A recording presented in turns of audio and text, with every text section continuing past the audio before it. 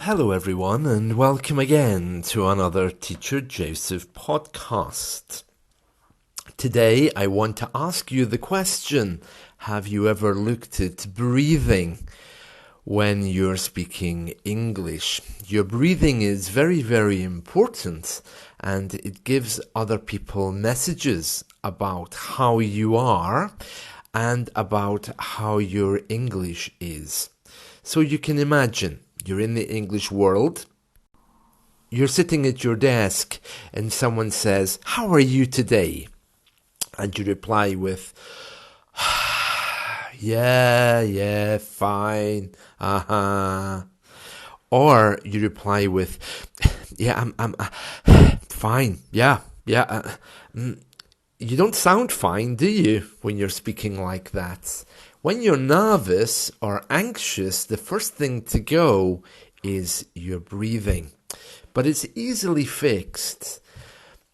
In British society, we don't like spaces between words. We much prefer fluency. When people are talking, they join up the words. Now, when I do that, I'm also breathing out. I take a big deep breath in, and as I breathe out, I fill it with sound. Let me show you. Hi, my name is Joseph, and right now I'm breathing out. Maybe not the best thing to say, but you get the idea. The problem with your breathing is probably that you're not breathing out correctly. We all know how to breathe in, but then we get a little bit stuck because think of yoga. You're taught to breathe in and then you push your breath out. Most of us breathe in and then we just start talking and it sounds really anxious and we don't really breathe out and then we breathe in again. And it gets a little bit tense and then there's misunderstandings. So it's about breathing in and breathing out slowly with the words joined up and keeping speaking until you need to speak again. Then you take another breath. Now, when you're publicly speaking, if you're following a script, it's very good to try to only breathe at the end of sentences, the end of paragraphs, or at a suitable punctuation like a comma, colon, or at a subclause. For example, I believe that one of the greatest things about books is that they all look very nice. Okay, so if I say I believe that the greatest thing about books is you can hear there that the breathing just isn't right. It's a bit like playing the piano when you're trying to phrase notes together.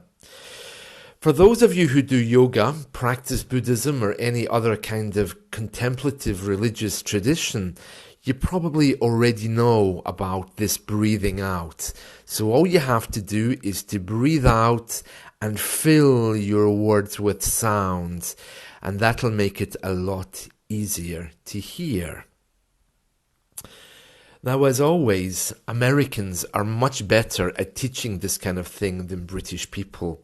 The reason for that is because British people and our systems are bogged down with tradition. Nobody wants to move away from the usual way we teach, and nobody wants to move away from the things we actually teach. So as a result, nobody really teaches how to speak or how to breathe. We just give you pamphlets about it, or we just don't talk about it. So if you're looking for a teacher to go over this, I'm very happy to help. There are a few of us out there that can help you to speak better.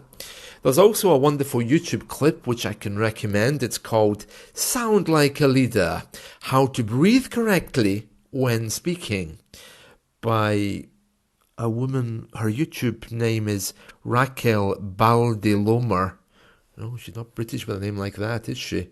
Raquel Baldelomar, I guess.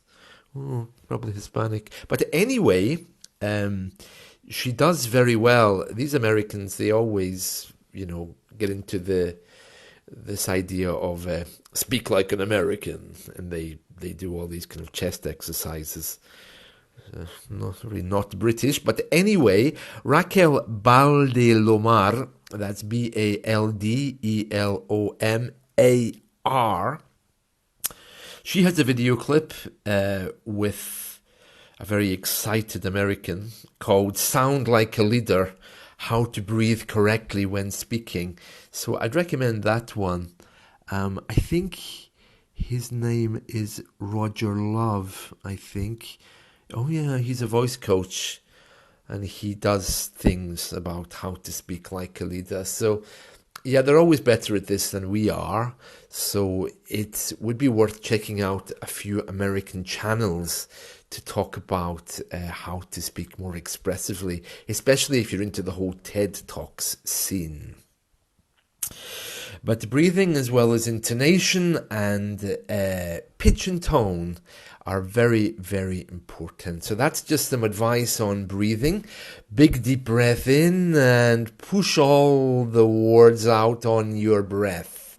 So just breathe out, get a rhythm going there, get your words in there, take away the spaces, do some stretching. And I think you'll find that you'll be sounding much more natural. Okay, that's it from me for today. I hope you've enjoyed this.